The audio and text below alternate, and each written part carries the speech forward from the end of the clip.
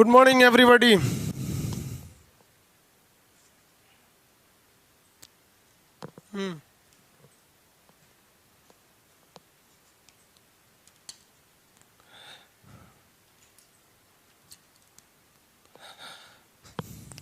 Live आ गए लोग, सब लोग। देखिए आज थोड़ा सा लेट इसलिए हो गया कि हमारे यहाँ बारिश बहुत ज़्यादा ज़ोर से हुआ था, तो वाईफाई का कनेक्शन वगैरह सब उखड़ गया। वहाँ पे रात भर बारिश हुई है हमारे यहाँ, बिना मौसम के बारिश आजकल हो जा रहा है, इस वजह से ये क्लास लेट हो गया। बाकी सब चीज़ शेड्यूल पे रहेगा। समझ में आया नहीं कि आ गया आप लोग को?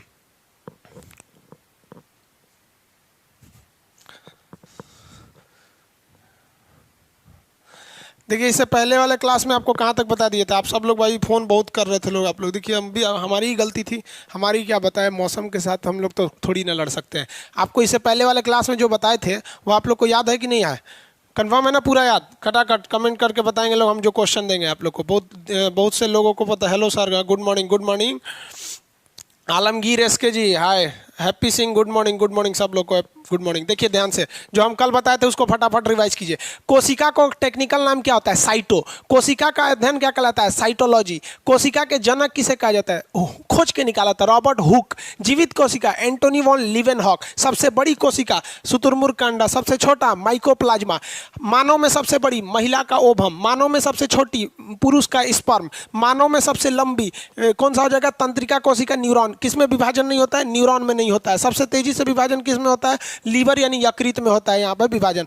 ये कोशिका के बाहर की झिल्ली को क्या कहते हैं? कोशिका झिल्ली, जिसे प्लाज्मा झिल्ली या प्लाज्मा मेम्ब्रेन कहते हैं। प्रोटीन का होता है। ये पेड़ पौधों और मानव दोनों में पाया जाता है, जबकि पेड़ पौधों में इसके बाहर एक अतिरिक्त परत पाई जाती है जिसे कोशिका भित्ति कहते हैं, cell wall. Cell wall cellulose का बना होता है, जबकि मेम्ब्रेन जो झिल्ली होती है वो किसकी बनी होती है? प्रोटीन की बनी होती है। समझ में आया कि नहीं आ गया? इसको हम फटाफट बता रहे हैं क्योंकि प्लीज़ आप टेलीग्राम ग्रुप बना दीजिए। हाँ बाबू, बहुत अच्छा आप बताएं कि टेलीग्राम ग्रुप में बता देंगे। 40 नंबर का क्वेश्चन।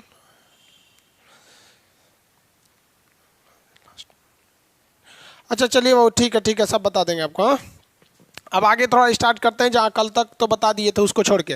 देखिए ये तो प्लाज्मा झिल्ली किसकी बनी रहेगी? प्रोटीन की बनी रहती है। और ये बाहर वाली कोशिका भित्ति किसकी बनी रहती है? सेल्यूलोज की बनी होती है। ये माइटोकॉन्ड्रिया है, पावर हाउस कहते हैं इसको। खोज किसने किया था? अल्टमैन। इसकी आंतरिक दीवारों को क्रिस्टी कहते हैं। इसमें क्रैप साइकिल चलता है। आंतरिक श्वसन का काम यही करता है। गोल्जी बॉडी का काम बता सकते हैं? ऊर्जा का परिवहन करता है। कैमिलो गोल्जी किए थे। वैक्यूल्स क्या करता है भाई साहब? जल अवशोषण का काम करता है। फटाफट आ जाइएगा भाई, थोड़ा सा लेट हो गया इस बार। वाईफाई का कनेक्शन बारिश की वजह से टूट गया था, बिना वाईफाई का जा नहीं सकता है। सेंट्रोसोम क्या करता है? कोशिका का विभाजन करता है। एक चीज इसमें याद रखेंगे, सेंट्रोसोम जो होता है ना, सेंट्रोसोम, तो ये कोशिका का विभाजन करता है। ज्यादा तेज कर देगा तो कैंसर हो जाएगा, धीमा करेगा तो विभाजन ही नहीं होगा। ये ब्रेन में तो करता ही नहीं है, ये सेंट्रोसोम नहीं होता है। जबकि न्यूरॉन गिलियल सेल में होता है। लीवर में सबसे तेजी से विभाजन करता है। ये वाला एरिया क्या हो गया भाई? ये एंडोप्लाज्मिक रेटिकुलम। आंतरिक कंकाल स्मूथ वाला क्या बनाता है? वसा। और रफ वाला क्या बनाता है? प्रोटीन। ये प्रोटीन क्यों बनाया था? क्योंकि इसमें अंदर राइबोसोम था। यहां तक समझा दिए थे। अब आगे देखते हैं, इससे पहले वाले क्लास को पूरी तरह से समझा दिए थे।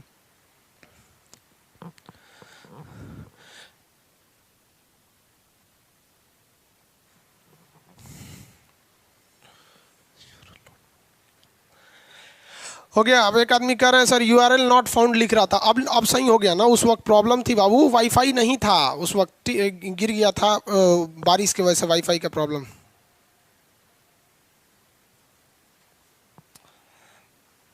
चलिए अब आगे समझिए ध्यान से। राइबोसोम क्या करता है? यहां से आप कंटिन्यू, अब देखिए, आप कमेंट छोड़िए, अब फटाफट यहां ध्यान दीजिए। राइबोसोम हम आपको बताए थे कि राइबोसोम स्वतंत्र रूप से नहीं पाए जाएंगे। इस राइबोसोम मुख्य रूप से कहां पाए जाते हैं? तो राइबोसोम मुख्य रूप से एंडोप्लाज्मिक रेटिकुलम के रफ वाले एरिया में पाए जाते हैं। ये रफ एंडोप्लाज्मिक पे छोटे छोटे पाए जाते हैं ये राइबोसोम। राइबोसोम जो है ना, कोशिका का एक अंग है। ये बहुत ही छोटा अंग है। कोशिका का सबसे छोटा अंग कहेगा तो राइबोसोम। हालांकि इससे भी एक छोटा अंग होता है सीलिया फ्लैजेला, लेकिन वो सब में नहीं पाया जाता है। और राइबोसोम सब में पाया जाता है, इसलिए क्वेश्चन जब भी देता है सबसे छोटा कोशिकांग, तो क्या मार देना है? राइबोसोम मार देना है। राइबोसोम क्या किस चीज का निर्माण करता है? प्रोटीन का निर्माण करता है। हमारे शरीर में प्रोटीन की ज्यादा जरूरत होती है, अतः ये किस चीज के लिए हेल्प करता है? एनाबोलिज्म के लिए। ये हम आगे बताएंगे आपको। किसी चीज को जोड़कर बना देना एनाबोलिज्म, और तोड़ देना कैटाबोलिज्म। पाचन क्या है? कैटाबोलिज्म में तोड़ते हैं। अब प्रोटीन निर्माण क्या है? एनाबोलिज्म बनाते हैं। तो ये एनाबोलिज्म में मदद करता है। रेलवे एनटीपीसी पिछला बार का क्वेश्चन देखिएगा ना, उसमें में बोलेगा कि इसमें से कौन सा एनाबोलिज्म का काम नहीं करता है। तो आप एनाबोलिज्म और कैटाबोलिज्म समझेंगे तभी तो पता चलेगा होता क्या है। अब इसमें एक चीज़ होता है सेडिमेंटेशन कोफिशिएंट। सेडिमेंटेशन कोफिशिएंट क्या होता है? एक टेस्ट ट्यूब होता है, देखते होंगे उसमें लिक्विड भरा रहता है इस तरह टेस्ट ट्यूब। वैज्ञानिकों ने अलग अलग जीव का, अलग अलग जानवरों का सेल निकाला। सेल तो खुद ही छोटा होता है भाई, आप समझते हैं ना, उसको माइक्रोस्कोप से देख सकते हैं। अब इतना छोटे तो है नहीं, और ये भी उस पे से ये रेलवे का टारगेट बैच है, एकदम बच्चा तो नहीं है। आप लोग आप पढ़े लिखे हैं तो कोशिका के बारे में इतना तो आइडिया लगता होगा ना, छोटा होता है। उसके अंदर से वैज्ञानिकों ने क्या निकाला? राइबोसोम निकाला और एक लिक्विड में डाला। तो देखा ना, कुछ राइबोसोम बड़े भारी थे वो नीचे चले गए, और कुछ राइबोसोम हल्के थे जो ऊपर चले गए। तो सेडिमेंटेशन मतलब होता है अवसाद, यानी बैठ जाना लिक्विड में। तो टेस्ट ट्यूब में जो भारी होके नीचे चले गए उसका वेट भारी था, और जो ऊपर रह गए वो हल्का था। तो इसका एक कोड नाम दिया गया, इसको कहा गया 70, इसको कहा गया एस 70, इसको कहा गया 80। अब ये जो सेडिमेंटेशन कोफिशिएंट को शॉर्टकट में एस, इसको भी शॉर्टकट में एस। तो राइबोसोम कितने टाइप का होता है? 70S और 80S। अब ये दो टाइप के राइबोसोम होते हैं सब, 70S और 80S। लेकिन इतना आराम से थोड़ी क्वेश्चन पूछेगा आपसे, क्वेश्चन आपसे फंसा के पूछेगा। क्या पूछेगा? ध्यान से देखिए, कमेंट पे ज़्यादा ध्यान नहीं देंगे आप लोग, अभी फिलहाल सीधे क्वेश्चन पे जवाब दीजिए। सेडिमेंटेशन को इसमें बढ़िया कौन होता है? तो जेन्युइन बात, आप ही से कहते हैं कि 70 रुपया लीजिएगा कि 80 रुपया लेगा। हम आपसे कहते हैं कहीं पे एक सड़क पे एक जगह 70 रुपया गिरा है, एक जगह 80 रुपया गिरा है, कौन सा उठाइएगा आप लोग? हाँ भाई, हम तो दोनों उठा लेंगे। देखिए, यहाँ पैसा नहीं उठाना है, इसमें दोनों में से एक ठो का वैल्यू देखना है। तो 80S वाला जो होता है ना, 80S वाला थोड़ा सा डेवलप ज़्यादा होता है, जिस वजह से उसको अच्छा माना जाता है। तो 80S वाला थोड़ा सा डेवलप होता है। ये क्या होता है? विकसित होता है, डेवलप विकसित होता है। और वो वाला क्या होता है? अविकसित होता है, अविकसित। ये ज़्यादा डेवलप नहीं होता है, अविकसित। समझ में आ गया कि नहीं? अरे भाई, आप मात्रा देख लीजिएगा, हम मात्रा गलती लिख देते हैं, समझा है कि मात्रा पे ध्यान दें। लेकिन ससुरा एगो दिक्कत हो जाता है ना कि हम लोग अंग्रेजी नहीं पढ़ रहे हैं, हम लोग पढ़ रहे हैं बायोलॉजी। यहाँ हर चीज़ का उल्टा नाम है। जैसे देखिए, इंग्लिश अगर पढ़ते हैं तो कोशिका को इंग्लिश में बोलते हैं सेल, काम खत्म। लेकिन बायोलॉजी में ससुरा उसको साइटो बोला जाता है। तो हम लोग को समस्या ये है ना कि हम लोग को हिंदी भी जानना है, उसका अंग्रेजी भी जानना है, और उसके बाद बायोलॉजिकल नाम भी जानना है। तो हम लोग तो इंग्लिश आराम से कह सकते हैं, विकसित को कहते हैं डेवलप, तो इसे क्या कह सकते हैं? डेवलप। और उसको अनडेवलप कह सकते थे, कह सकते थे कि नहीं? लेकिन ये इंग्लिश थोड़ी पढ़ रहे हैं, यहाँ तो सचुरा हम लोग पढ़ रहे हैं लोग क्या चीज? बायोलॉजी। बायोलॉजी में इसका अलग नाम हो जाता है। इसको डेवलप को हम लोग कहते हैं यूकैरियोटिक। इसे क्या कहते हैं? यूकैरियोटिक। आगे बताएंगे यूकैरियोटिक क्या होता है। और जो नॉन डेवलप है ना, उन्हें कहते हैं प्रोकैरियोटिक। प्रोकैरियोटिक। तो अब बताइए, प्रोकैरियोटिक किसे कहते हैं? जो डेवलप नहीं है। अब इसका एक सिंपल सा आप ध्यान से समझिए, एग्जाम में कैसे मारेंगे। 4 ऑप्शन दे देगा, मुर्गा, भेड़, बकरी, मानव, लड़की। इसमें कौन सा विकसित नहीं है? बगलो ऑप्शन डी मारेगा सब, लड़की विकसित नहीं है। अजब हाल है, काहे नहीं विकसित है वो? देखो भाई, लड़की लोग बुरा नहीं मानिएगा, हम तो खुद आप लोग के फेवर में बोले हैं कि लड़की सब भी विकसित रहती है सब। ध्यान से देखिए, जो चीज आपको अपनी आंखों से नहीं दिखाई दे वो डेवलप नहीं होती है। यानी बायोलॉजिकल, उसका एक टर्म समझिएगा। जो आपकी आंख से दिखाई नहीं देता है, नंगी आंखों से जिसे नहीं देख सकते हैं, बहुत छोटा होता है, उसे हम लोग कहते हैं प्रोकैरियोटिक। समझ में आ गया? और जो दिख जाता है वो यूकैरियोटिक। एक बताइए, कोनो बकलोल से पेड़ नहीं दिखता है, गाछ का अमरूद का पेड़ नहीं दिखेगा, तो अमरूद का पेड़ क्या हो जाएगा? यूकैरियोटिक दिख जाएगा। हम आपको दिख रहे हैं कि नहीं? You you you you you, shortcut में याद रखिएगा, सब लोग दिखाई देते हैं यू यू यू यू। तो यू से यूकैरियोटिक, जितनी विकसित चीज है यूकैरियोटिक, और जो नहीं दिखेगा प्रोकैरियोटिक। क्लास में पढ़ा रहे थे ना, तो क्लास में तो भयानक भीड़ रहता है। तो एक लड़का कह रहा है कि सर, पिछवा वाला लड़का हमको नहीं दिखाई दे रहा है, और आप बोले हैं जो नहीं दिखता है वो प्रोकैरियोटिक है। बकलोल जो नहीं दिख रहा है उसको प्रोकैरियोटिक थोड़े मार देंगे भाई, जो छोटा है उसको मारेंगे।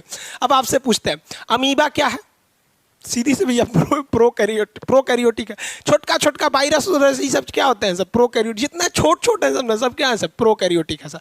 और जितना बड़ बड़ खटमल, अरे भाई खटमल भी दिख जाता है, मच्छर, चींटी, ये सब चीजें जो माइक्रोस्कोप से देखना पड़ जाए वो क्या हो जाते हैं, सब प्रोकैरियोटिक। अब एक बात बताइए, माइक्रोस्कोप से देखना पड़ रहा है यानी उस ससुरा का शरीर इतना छोटा है कि दिख नहीं रहा है, और उसमें आपको हेते चक्का आप डाल देंगे राइबोसोम। हेते चक्का मतलब समझते हैं in Bihari language, if something very large unusual large then it is known as हेते चक्का इन बिहारी लैंग्वेज। समझ में आ गया? तो इतना बड़ा हो जाने पे अब खुद सोचिए ना कि आप स्कूटर में ट्रक का इंजन नहीं ना डाल देंगे, और स्कूटर से बड़ा उसका ट्रक का इंजन हो जाएगा। इसीलिए ऊपर वाला बहुत होशियार था। जितने भी प्रोकैरियोटिक जीव थे, अविकसित थे, उनमें कौन सा डाला 70, और जो हम लोग हैं उनमें क्या डाला 80। एस का मतलब क्या होता है, बैठने का गुणांक, सेडिमेंटेशन कोफिशिएंट कौन ज्यादा बैठेगा, तो जो 80S वाला बैठेगा। राइबोसोम कितने प्रकार का, 2। प्रोटीन फैक्ट्री किसे कहते हैं, राइबोसोम को। राइबोसोम कहां पाया जाता है, इंडोप्लाज्मिक रेटिकुलम के रफ साइड वाले में पाया जाता है। प्रोटीन का निर्माण करना है, किसी चीज को बनाना, कैटाबोलिज्म नहीं, कैटाबोलिज्म मतलब काटाकुटी, काटाकुटी से बनेगा कैटाबोलिज्म, एनाबोलिज्म से बनाना, तो ये एनाबोलिज्म का काम करता है। जो जीव हमें नहीं दिखाई देते हैं नंगी आंखों से, ऐसे जीवों को हम प्रोकैरियोटिक के नाम से जानते हैं। समझ में आ रहा है कि नहीं आ रहा है? और जो हम लोग दिखाई दे देते हैं ये लोग क्या हैं, लोग यूकैरियोटिक, शॉर्टकट में यू यू यू, सब क्या है, सब यूकैरियोटिक। आप सब लोग क्या हैं, यूकैरियोटिक। किसी को कोई दिक्कत नहीं। खटमल, अरे दिखता है भाई, यूकैरियोटिक। अमीबा, पैरामीशियम, युगलीना, ये जब छोटका छोटका है सर, नीलहरी सवाल, ये सब यूकैरियोटिक, प्रोकैरियोटिक में मार देंगे। तो ये राइबोसोम समझ में आ गया आप लोग को। आगे समझते हैं हम लोग न्यूक्लियस के बारे में। न्यूक्लियस को हिंदी में क्या कहते हैं, केंद्रक कहते हैं। न्यूक्लियस को हिंदी में केंद्रक। अब पूरी सेल में, पूरा जो सेल है ना, इसके बीच में कोई ना कोई एक तो आदमी चाहिए जो कंट्रोल करके रखे, सबको कंट्रोल करे। यहाँ पे माइटोकॉन्ड्रिया है, यहाँ पे क्या है, दुनिया भर के चीज़ होते हैं सब। यहाँ पे मान लीजिए यहाँ राइबोसोम है, यहाँ एंडोप्लाज्मिक रेटिकुलम है, यहाँ पर आपका सेंट्रोसोम है, यहाँ पे आप कुछ और ले लीजिए, गोल्जी बॉडी है। इस सबको कंट्रोल करने के लिए एक आदमी की जरूरत होती है। इस कंट्रोलर को हम क्या कहते हैं, controller of cell is known as nucleus. Question कहेगा रेलवे ग्रुप डी का, सुनिए, कोशिका का ब्रेन, बुद्धि किसे कहते हैं, न्यूक्लियस को कहते हैं। यही बताता है, रे माइटोकॉन्ड्रिया तोरा ऊर्जा बनाना है, नहीं तो छोड़ देगा तो बकलोला प्रोटीन बनाने लगेगा। इसको कहता है राइबोसोम, प्रोटीन बनाओ, तुमको कुछ नहीं कहता है। इधर सेंट्रोसोम को क्या कहते हैं, बकलोला कोशिका विभाजन कर। अब इसका काम है कोशिका विभाजन करना, यानी दूसरे के निर्माण करना, लेकिन बताएगा कौन, बताता है न्यूक्लियस। ब्रेन ऑफ न्यूक्लियस या कंट्रोलर ऑफ न्यूक्लियस या controller of cell nucleus. Power house mitochondria, protein factory ribosome, brain nucleus. Nucleus की खोज किसने किया था, रॉबर्ट ब्राउन। न्यूक्लियस की खोज किसने किया था, रॉबर्ट ब्राउन। अब इसको याद कैसे रखेंगे, भुला जाता है ससुरा। रॉबर्ट हुक की रॉबर्ट ब्राउन। देखिए, हुक मतलब होता है नोकने, खोदने वाला कोनो चीज। तो कोशिका को खोदिए के ना निकालिएगा, तो खोद के निकालने वाला यानी खोज करता, तो रॉबर्ट हुक। कैसे कोशिका का खोज कैसे करिएगा, खोद के निकालिएगा, हुक से हो गया। अब ब्राउन कैसे याद रखिएगा, देखिए, न्यूक्लियस का मतलब होता है केंद्र। आम खाएं, आम, आम में गुठली होता है, अठुली जिसको बोलते हैं, आम में गुठली या अठुली होता है। गुठलिया को खोलिएगा ना तो ब्राउन कलर का रहता है। तो गुठली भी आम का केंद्रक ही तो है। न्यूक्लियस ऑफ मैंगो इन्होंने फोड़ के ओके अंदर से रगड़ के उसमें नीम का पत्ती डाल के पिपीड़ी बजाता था, गुठलिया का, अठुली जिसको बोलते हैं लोग। तो गुठली किस रंग का होता है, ब्राउन कलर का होता है। अरे लीची का गुठली किस कलर का, ब्राउन। 90% चीज़ों की जो गुठली होती है वो ब्राउन ही होते हैं, सब हल्का ब्राउन। तो गुठली, गुठली बने न्यूक्लियस किस कलर का, ब्राउन। तो गुठली की खोज रॉबर्ट ब्राउन। ये बहुत फंसा देता है आपको। इस केंद्रक के अंदर क्या पाया जाता है, तो इस न्यूक्लियस जो होता है ना, देखिए ये तो पूरा कोशिका हो गया। इस कोशिका में ये ब्लू वाला भाग है न्यूक्लियस, तो ये ब्लू वाला भाग न्यूक्लियस है। और न्यूक्लियस के अंदर भी एक छोटा सा होता है, उसको न्यूक्लियोस कहते हैं, न्यूक्लियोलस। तो ये उतना याद नहीं रहेगा, केंद्रिका बोलते हैं इसे, उतना जरूरी नहीं है। तो ये न्यूक्लियस है। अब इस न्यूक्लियस में अगर आप ध्यान से देखेंगे तो इसमें गुजुर गुजुर गुजुर गुजुर कुछ घूम रहा है, इसमें कुछ घूमता ही है। इसी को कहते हैं हम लोग डीएनए या क्रोमोसोम। ये आगे पढ़ना है आपको इसी चैप्टर में, तो क्रोमोसोम। अब एक बात पूछिए कि इसमें एक चीज़ पूछ देता है, क्या पाया जाता है, किस चीज़ का बना होता है, तो 80% प्रोटीन पाया जाता है। देखिए, हमारे शरीर में जब भी पूछेगा कि क्या चीज़ पाए जाते हैं, तो दो ही चीज़ उसमें ध्यान दीजिएगा, प्रोटीन ज़्यादा होता है और जल ज़्यादा होता है। तो इसके अंदर, न्यूक्लियस के अंदर किस चीज़ की मात्रा होती है, प्रोटीन 20% और डीएनए प्रोटीन 80% और डीएनए 20% पाया जाता है न्यूक्लियस के अंदर। बताइए, शरीर का कंट्रोलर किसे कहते हैं, कोशिका का कंट्रोलर किसे कहेंगे, कंट्रोलर, हाँ न्यूक्लियस को कहेंगे, कंट्रोलर न्यूक्लियस को कहेंगे। याद कैसे रखेंगे, आठुली वगैरह ब्राउन होता है तो न्यूक्लियस की खोज भी रॉबर्ट ब्राउन ने किया था। कितने परसेंट प्रोटीन? 80%। ये एक अलग ही चैप्टर है आपका, इसमें पूरा डिटेल से बताएंगे डीएनए क्या है, आरएनए क्या है, डीएनए फिंगरप्रिंटिंग क्या है, कैसे फोरेंसिक जांच में पकड़ा जाते हैं कोई भी आदमी। ये न्यूक्लियस हो गया। आगे बढ़े, अब लाइसोसोम समझिए, ये बहुत इंपॉर्टेंट है लाइसोसोम। किसी को कोई दिक्कत नहीं होना चाहिए लाइसोसोम। हाँ, एक चीज़ और याद रखिएगा, आज 1 बजे आप लोग मैप का एडमिशन ले सकते हैं। लोग जो ऑलरेडी पढ़ रहे हैं ऐप पर, ये हम आपको बताए हैं 1 बजे से लेकर 2 बजे के बीच में एडमिशन होगा 150 में, उसके बाद ये हो जाएगा 200, उसके बाद हो जाएगा 300, उसके बाद हो जाएगा 400। ठीक है, आप ये नहीं बोलिएगा सर आप हमको बताए नहीं। 1 बजे से 2 बजे के बीच में 150 में हो जाएगा। इतना बाबू सर्वर कॉस्ट भी नहीं आता है, सर्वर कॉस्ट ले लेता है 150 रुपये। समझ में आ गया? जितना घंटा आप क्लास करते हैं ना, उतना घंटा सर्वर कॉस्ट लगता है हमको, उसके हिसाब से। इसलिए आपको भी थोड़ा सा ध्यान से रखिएगा, इसलिए हम आपको बता दिए। अब लाइसोसोम के बारे में समझते हैं। आज क्लास बहुत लेट हो गया है, इस वजह से गलती तो सर्वर उसमें वाईफाई में हो गई थी, इसलिए आज थोड़ा सा कम ही पढ़ पाएंगे। लाइसोसोम की खोज डी डूबे ने किया था। लाइसोसोम की खोज किसने किया? डी डूबे ने। किसने किया? डी डूबे। याद रखेंगे, ये कई बार पूछा हुआ है डी डूबे। अब इसमें कंसेप्ट क्या है डी डूबे में, ये नाम ही ना याद रखना पड़ेगा आपको। लाइसोसोम करता क्या है? तो लाइसोसोम एक थैली के समान संरचना होती है, इसी लाई का ब्लाइडर जिसे बोलते हैं, थैली के समान संरचना होती है। ठीक है, आप इसको देखिए ना, ये थैली के समान संरचना है। ये एक तरह का गोला होता है थैली के समान, और इसके अंदर क्या भरा होता है? Hydrolytic enzyme. आपके पीडीएफ में लिखा हुआ है ये हाइड्रोलाइटिक एंजाइम। हाइड्रोलाइटिक एंजाइम देखिए, हमारे पेट में हाइड्रोक्लोरिक एसिड होता है ना, तो उसी तरह कोशिका के अंदर देखिए, ये ध्यान से देखिए, ये कोशिका, ये माइटोकॉन्ड्रिया है, ये मान लीजिए सेंट्रोसोम है, एंडोप्लाज्मिक रेटिकुलम है, इसी के बगल में रहेगा राइबोसोम, यहाँ रहेगा न्यूक्लियस, यहाँ रहेगा गोल्जी बॉडी। अब ये इसमें बीच में है लाइसोसोम, इसको दूसरे कलर से कर देते हैं, ये है लाइसोसोम। ऐसे साइड में मान लीजिए लाइसोसोम। ये लाइसोसोम में क्या भरा हुआ है? देखिए, ये क्या है? ये हाइड्रोलाइटिक एंजाइम है। ये एंजाइम क्या करता है? पाचन का काम करता है। तो आप कहेंगे खानवा हम पेट में खाते हैं, इसी तरह कोशिका में पाचन कौन सी होता है? समझिए पाचन क्या काम करता है। ये बहुत खचरा है लाइसोसोम। लाइसोसोम कहता है कि सब लोग बढ़िया से काम करो, नहीं तो बर्बाद कर देंगे हम। लाइसोसोम ऐसे घूमते रहता है, कहता है माइटोकॉन्ड्रिया चाचा, ए चाचा, समझ में आया? अब चाचा सुन के आप लोग को दूसरा चाचा याद आ रहे होंगे, लो मिर्जापुर वाला, ध्यान से समझिए। तो ये लाइसोसोम वाला जो चाचा जी हैं, ये माइटोकॉन्ड्रिया से, तो कहता है चाचा आप ऊर्जा बनाइए, नहीं तो बर्बाद कर देंगे। इनसे कहता है गाजी बॉडी उधर ले जाइए, और न्यूक्लियस को कहता है रे तो देर नौटंकी मत कर। राइबोसोम को कहेगा प्रोटीन बनाओ रे, तो सबको मॉनिटर करते रह रहे, जल्दी बनाओ जल्दी बनाओ जल्दी बनाओ, सब खटाखट बनाओ। और गलती से अगर इसका कोई बात नहीं माना ना, तो ये बहुत बिगड़ल आदमी है, तुरंत उसके ऊपर छिड़क देता है लाइसोसोम, ये जल अपघटक एंजाइम, जिसको हाइड्रोलाइटिक एंजाइम कहते हैं। अगर मान लीजिए माइटोकॉन्ड्रिया ऊर्जा नहीं बना रहा है, तो उसमें छिड़क देगा, ऐसे छिड़क देगा ना, तो ये पच के खत्म हो जाएगा, इसका पाचन कर देगा, मर जाएगा वहां पर उस सेल के अंदर। फिर माइटोकॉन्ड्रिया मर जाएगा, तो सेंट्रोसोम कहेगा oh my God, mitochondria has been died, so I can reorganise, मतलब इसको हम क्या कर सकते हैं? रीजनरेट कर सकते हैं। तो ये सेंट्रोसोम क्या करेगा? रीजनरेट करके इसे दूसरा बनाएगा। तो कोशिका के अंदर अगर कोई अंग काम नहीं करता है, तो क्या करता है ये भाई? ये कोशिका के अंदर के किसी भी अंग को पचाकर खत्म कर देता है। कहता है कि हमारे नज़र में अगर जीना है तो काम करो, नहीं तो हम बर्बाद कर देंगे। किसी को कोई दिक्कत नहीं? क्लास खत्म होने वाला है आप लोग का, ठीक है? क्योंकि टाइमिंग के हिसाब से लाइव अपने से कट जाएगा, हम लेट आएंगे उससे, मतलब वो कंप्यूटर है ना, मशीन है, अपने से काट देगा, इसलिए घबराएंगे लोग नहीं, कट जाएगा तो फिर यहीं से चालू करेंगे। देखिए, तो कोई भी अंग काम नहीं करेगा तो क्या करेगा?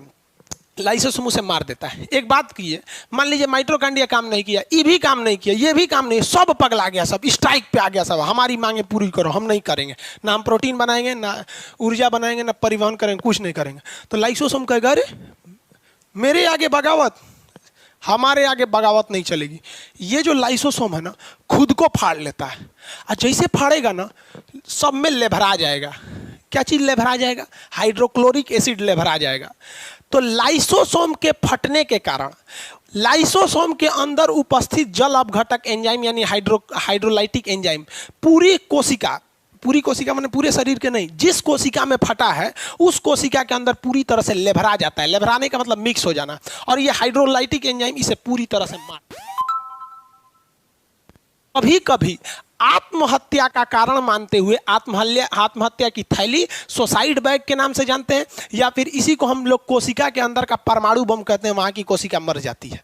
अब वहाँ की कोशिका मर गई तो बगल की कोशिका धीरे धीरे कोशिका विभाजन करके उसका जगह लेगी, उसे बनाएगी। तो कोशिका की आत्महत्या की थैली किसे कहते हैं? आत्महत्या की थैली लाइसोसोम को कहेंगे। किसी को कोई दिक्कत नहीं है। आत्महत्या की थैली किसे कहा जाता है? लाइसोसोम को।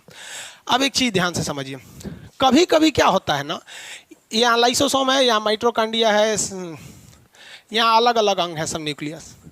कभी कभी लाइसोसोम में मर जाता है। जैसे कभी दरवाजा में आपका हाथ चपा जाएगा ना तो लाइसोसोम में मर जाएगा, कहते जो हम ही मर गए, ये सब भी मर जाएंगे सब। तो इन सब को गलाएगा कौन? कोई नहीं गला पाएगा। तो लाइसोसोम जैसे मर जाता है तो वहाँ पे वो सफाई नहीं कर पाता, इसलिए वहाँ काला दाग हो जाता है।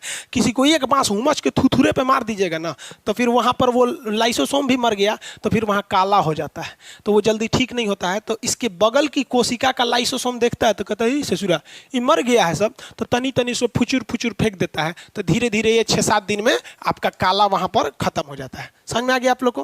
किसी को कोई दिक्कत नहीं? अब आप लोग आज के लिए इतना ही रखेंगे क्योंकि अब टाइमिंग हो गया, कट जाएगा अपने से। 1 से 2 के बीच आप एडमिशन ले लेंगे, उसके बाद एडमिशन नहीं होगा, लेट हो जाएगा फिर।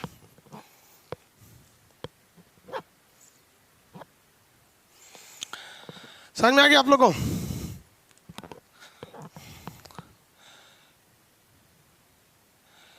पॉलिटी का बैच चलेगा बाबू। वीडियो क्वालिटी का आपको बताया ना, थोड़ा सा टाइम लग जाएगा 1 हफ्ते तक।